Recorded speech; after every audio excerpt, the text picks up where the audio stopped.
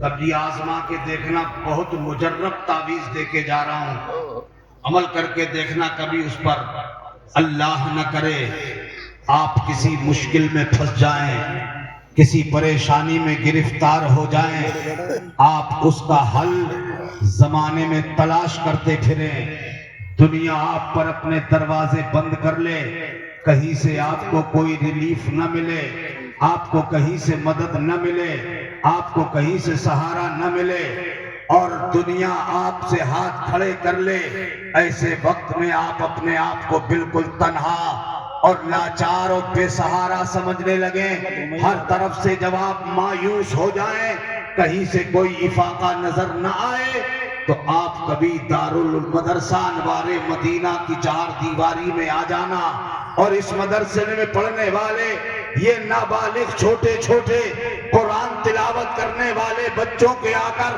بیچ میں بیٹھ جانا، ان بچوں کو اپنی بپتا اور اپنی کہانی، اپنا درد اور اپنا دکھ ان کے سامنے پیش کرنا، آنکھوں میں تو آنسو لے آنا، اگر یہ بچے اپنے دل پر تیرے دکھ کو لے لے اور یہ قرآن عظیم کی تلاوت کرنے کے بعد یہ ننھے ننھے بچے اپنے ہاتھوں کو اٹھا کر اللہ کی بارگاہ میں تمہارے لیے دل سے اس پریشانی کے چھٹکارے کے لیے دعا کرنے لگ جائے، میں اللہ کی قسم کھا کے کہتا ہوں ان کے اٹھے ہوئے ہاتھ نیچے بعد میں آئیں گے، اللہ تیری پریشانی پہلے ڈال دے۔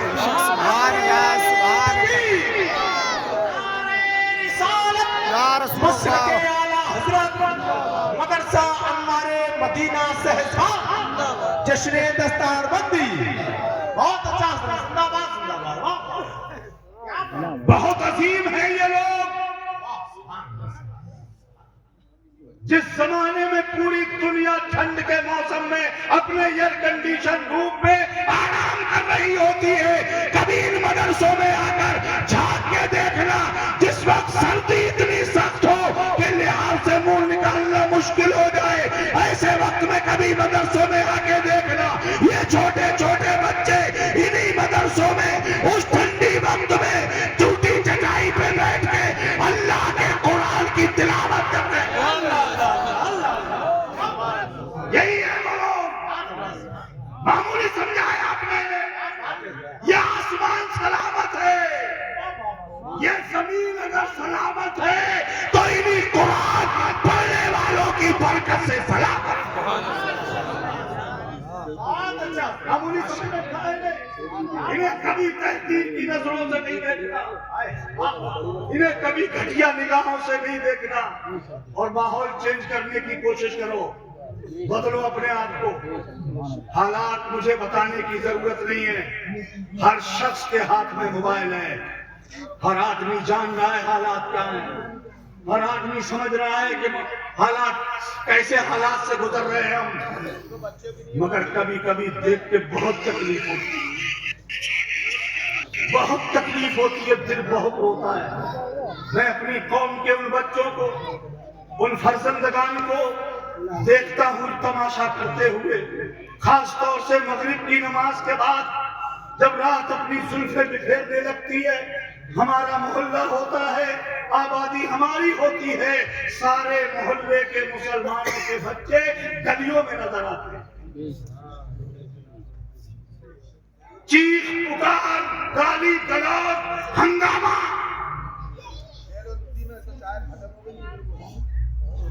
یہ صرف مسلمان بستیوں میں دیکھنے میں آتا ہے، صرف مسلمان محلوں میں۔ کبھی آپ ان کے محلوں میں جا کے دیکھنا جو ہمارے دوسرے برادران وطن ہیں، ہمارے ملکی بھائی ہیں دوسرے جو نان مسلم ہیں، ان کی گلیوں میں جا کے دیکھنا، تمہیں ایک بچہ بھی گلی میں نہیں ملے گا۔ کیوں؟ ان کے ہاں بچے ہوتے نہیں ہیں، ہوتے ہیں نا، مگر فرق یہ ہے جس وقت تمہارے بچے گلیوں میں گالیاں بک رہے ہوتے ہیں، تماشے کر رہے ہوتے ہیں، اس وقت ان کے بچے اپنے روم میں بیٹھ کر یا تو ہوم ورک کر رہے ہوتے ہیں یا کل اسکول جانے کی تیاری کر رہے ہیں۔ بے شک۔ اور مسلمان کے بچے داڑھی پکڑے. کب بدلیں گے آپ؟ کب چینج کریں گے اپنے حالات کو؟ یہ بے رحم روی، بچوں کو آزاد چھوڑ دینا، نظریں پھیر لینا ان سے، کوئی کنٹرول نہیں.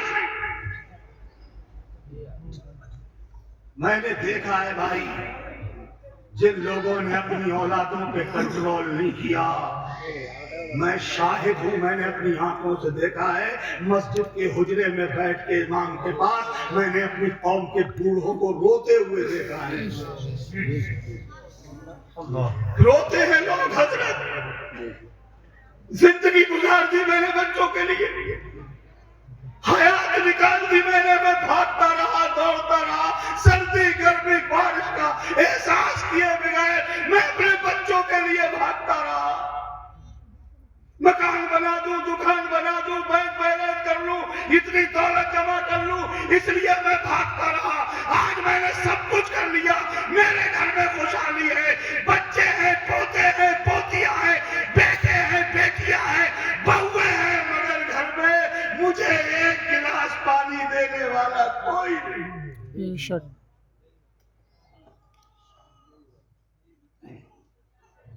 روتے ہیں لوگ. کیوں؟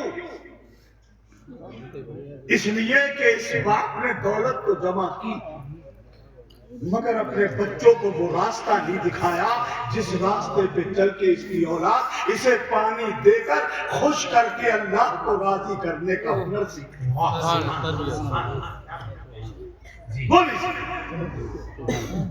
دیکھو، حالات چینج کرنے کی ضرورت ہے. اب زمانہ کا تقاضا یہ ہے کہ ہمیں بدلنا پڑے گا، ہمیں خود کو تبدیل ہونا پڑے گا. کبھی کبھی امید چاہتی ہے مجھے کہ مسلمان سو گئے ہیں، ابھی مرے نہیں. سو گئے ہیں، مرے نہیں ہیں. سو جانے والے اور مر جانے والے میں فرق یہ ہوتا ہے کہ مرے ہوئے کو جگایا جائے تو جاگتا نہیں ہے، سوئے ہوئے کو جگایا جا سکتا ہے. وہ سوئے ہوئے کو جگاؤ تو جاگ سکتا ہے. مسلمان ابھی سویا ہے، مرا نہیں ہے. اب زمانے کی ٹھوکریں، زمانے کے حالات تمہیں جگانے کی کوشش کر رہے ہیں. اللہ نے انتظام کر دیا ہے تمہارے جگانے کا. ڈنڈیا کر تمہیں، پیٹ پیٹ کر تمہیں، ٹھوکر لگا لگا کے زمانہ جگانے کی تمہیں کوشش کر رہا ہے. مگر تم کب تک سوتے رہو گے؟ جسی دن تو بیدار ہو گے. اور الحمدللہ جس دن یہ مسلمان بیدار ہو جائے گا، انشاءاللہ اس دن دنیا میں انقلاب آ جائے گا. سبحان اللہ، سبحان اللہ. جاگیں گے ہم، بیدار ہوں گے ہم. انشاءاللہ سبھی سو گئے، جاگیں گے، بیدار ہوں گے ہم. اور جس دن ہم بیدار ہوں گے اس دن انشاءاللہ زمانے کے حالات بدلیں گے. پھر کروٹ لے گی تاریخ، پھر انقلاب آئے گا، پھر زمانہ مسلمانوں کی شان دیکھے گا، پھر دور دیکھے گا مسلمانوں کا. جب مسلمان صحیح معنی میں جاگ جائے گا، کسی گلی سے گزرے گا، جس آبادی سے گزرے گا، جس بستی سے گزرے گا، دنیا اسے دیکھ کے کہے گی، دنیا اسے دیکھ کے پکارے گی. خدا کی قسم تمہیں دیکھ کے زمانہ کہے گا ابھی اسلام زندہ ہے، ابھی قرآن باقی.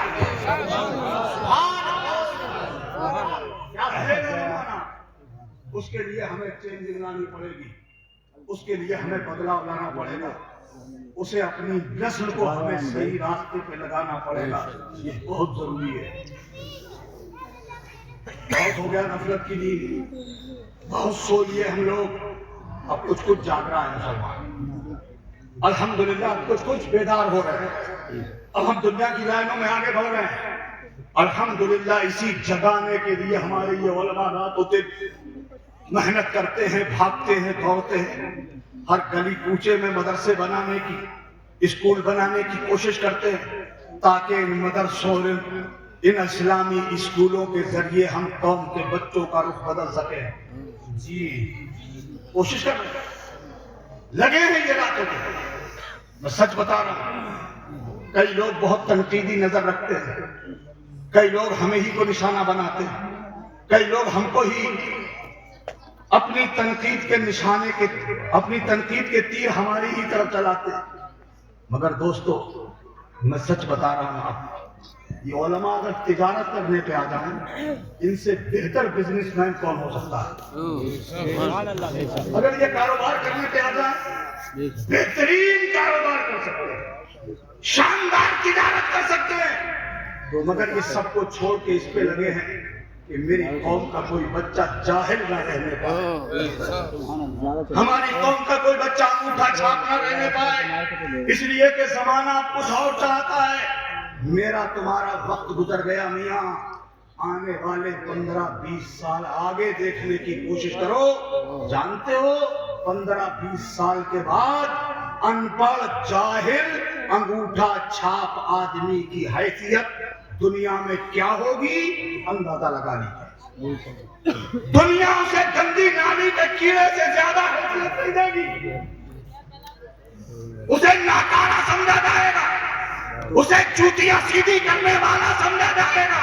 اے مسلمانوں, اگر تم چاہتے ہو آنے والے وقت میں تمہارے بچے سر اٹھا کے جیے, تمہارے بچے شان سے جیے, تمہارے بچے شان و شوکت کے ساتھ جیے, دنیا کے شانہ بشانہ جیے, تمہارے بچے دنیا کی آنکھوں میں آنکھیں ڈال کے جیے, اس کے لیے تمہیں ایک کام کرنا پڑے گا. وہ یہ کرنا پڑے گا, تمہیں اپنی اولادوں کو ایجوکیٹڈ بنانا پڑے گا, تمہیں اپنے بچوں کو پڑھانا پڑے گا, تمہیں انہیں شکشا اور تعلیم دینے پڑے گی. اس لیے کہ دنیا کی آنکھوں میں آنکھیں ڈال کر وہی جی سکتا ہے جو پڑھا لکھا ہو. ان پڑھ آدمی دنیا کی آنکھوں میں آنکھیں ڈال کے بات نہیں کر سکتا. بے شک جاہل نہیں کر سکتا. ایک پڑھا لکھا آدمی ہی دنیا کی آنکھوں میں آنکھیں ڈال کے بات کر سکتا ہے. سچائی ہے, بولو سچائی ہے کہ نہیں ہے؟ تو ہمیں پڑھنا پڑے گا. مگر ایک بات کا کبھی کبھی مجھے بہت خیال آتا ہے, ہم اپنے مدرسوں کی جب پوزیشن دیکھتے ہیں, اندر کے حالات دیکھتے ہیں, تو قرآن کا حافظہ کرنے آئے گا غریب کا بچہ,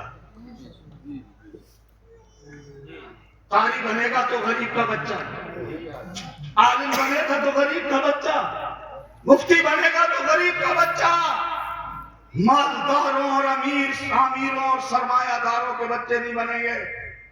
ان کے بچے ڈاکٹر بنیں گے, انجینئر بنیں گے, بیرسٹر بنیں گے, ماسٹر بنیں گے. ان کے بچے IAS بنیں گے, ان کے بچے IPS کی ڈگری حاصل کریں گے, ان کے بچے PCS کی لائنوں میں آگے بڑھیں گے, ان کے بچے سائنٹسٹ, ان کے بچے ویگیانک بنیں گے, اور غریب کا بچہ قرآن کا حافظ بنے. اے میری قوم کے مالداروں اور اے سرمایہ داروں اور امیروں, تم اپنے بچوں کو کب قرآن کے حافظ بناؤ گے؟ تمہیں کب ہوش آئے گا؟ کیوں نہیں بناتے ہیں آپ؟ اس لیے کہ آپ نے یہ جان لیا ہے کہ یہ مدرسے کا طالب علم فراغت کے بعد کیا کرے گا؟ مسجد میں جائے گا, کسی مدرسے میں پڑھائے گا. تنخواہ کتنی ہوگی؟ وہی 8,000 10,000. کسی محلے کے لوگ زیادہ جگر اور گردہ موٹا کر لیں تو 15,000, اور 15,000 تو میرے بچے کا منتھلی جیب خرچ ہے. میرا بچہ اتنے پیسے تو جیب خرچ کر دیتا ہے, فیملی کیسے پالے گا؟ کیسے اپنے بچوں کو دنیا میں ترقی دلائے گا؟ یہ میرے بھائی, یہ حالات بنائے کس نے؟ ہم نے اور آپ نے بنائے نا. مسجد کی آمدنی 5 لاکھ روپے مہینہ, اور مسجد کے امام کی تنخواہ وہ 12,000 15,000. کیوں؟ شہروں میں اندازہ لگائیے, ایک مسجد میں آمدنی 5-10 لاکھ روپے مہینہ ہے, مگر امام کی تنخواہ جا کے معلوم کیجئے, وہی ملے گی 15,000 18,000 10,000 12,000. باقی پیسہ کہاں جاتا ہے؟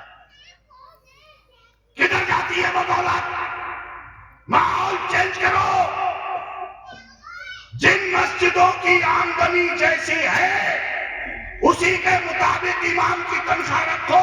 اگر مہینے کی 2 لاکھ 3 لاکھ روپے آمدنی ہے مسجد کی تو مسجد کے امام کی تنخواہ 1 لاکھ روپے رکھو.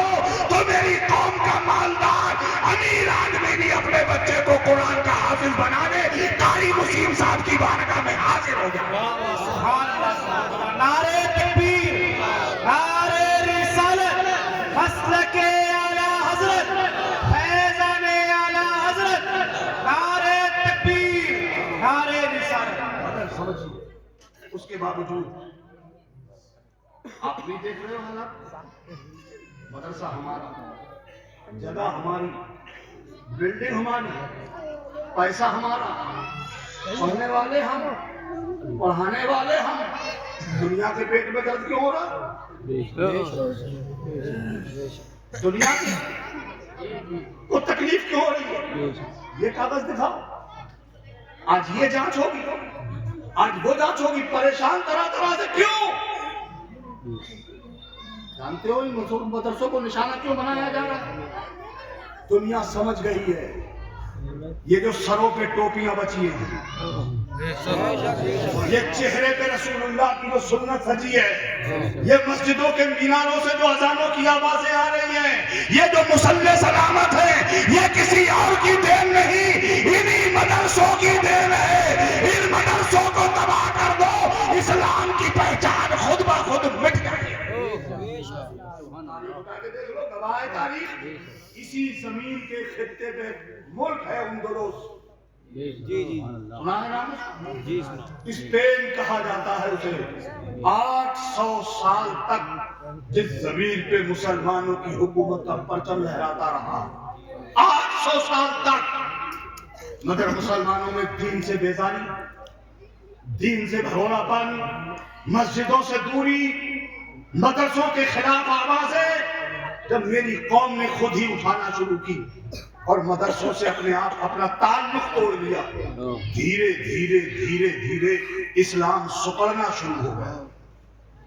نتیجہ یہ ہوا، آج جا کر اسپین کی سرزمین پہ دیکھ لو، سرچ کرنا گوگل پر. ایک شہر ہے قرطبہ، وہاں ایک مسجد ہے جسے مسلمانوں کی ولایت کہا جاتا تھا. مسجد قرطبہ سرچ کر کے دیکھنا گوگل پر، کتنی بڑی مسجد ہے. آج اس کے گیٹ پہ تالا لگا ہوا ہے. برسوں سے وہ مسجد ترس رہی ہے کہ کوئی اللہ کا نام لینے والا آ جاتا.